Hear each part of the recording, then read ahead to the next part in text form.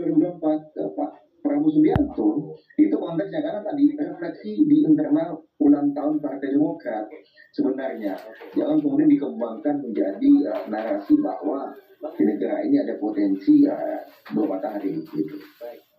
Oke, Bang Daniel tadi Bang Daniel mengungkapkan mengenai Pak Prabowo ini tahu lah kapan bertindak sebagai seorang prajurit, kapan bertindak sebagai seorang panglima. Nanti pada tanggal 20 Oktober tentu yang akan menjadi panglima tertinggi di negara ini. Nah, apa kemudian jaminannya nih Pak Prabowo sebagai seorang panglima tertinggi nanti pada tanggal 20 Oktober agar kemudian pemerintahannya tidak ada pengaruh dari luar lagi, tidak ada cawe-cawe begitu istilahnya?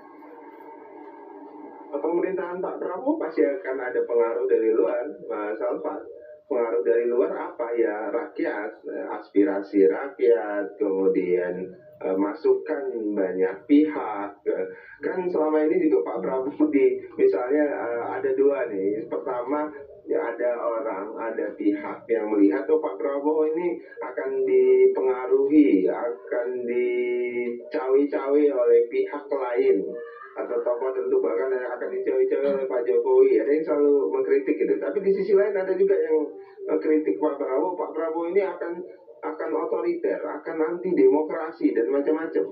Kan itu muncul dua nih. Jadi sebenarnya Pak Prabowo yang mana gitu? Kalau yang mau Anda kembangkan atau orang-orang tertentu kembangkan yang mana? Karena di satu sisi Pak Prabowo akan dituduh orang yang akan sangat tough, kuat begitu, bahkan ada ancaman demokrasi dituduhnya. Kemudian di sisi lain Pak Prabowo dituduh akan dikendalikan oleh pihak lain, akan dikendalikan oleh Pak Jokowi dan sebagainya.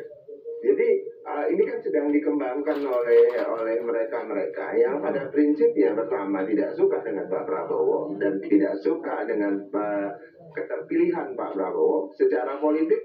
Kemudian kedua ya tidak suka dengan kekompakan para elit bangsa kita. Nah ini yang menurut saya hati-hati dan kami sangat hati-hati mendengarkan dan melihat perspektif yang sedang dibangun. Yang jelas Pak Prabowo menjadi panglima tentu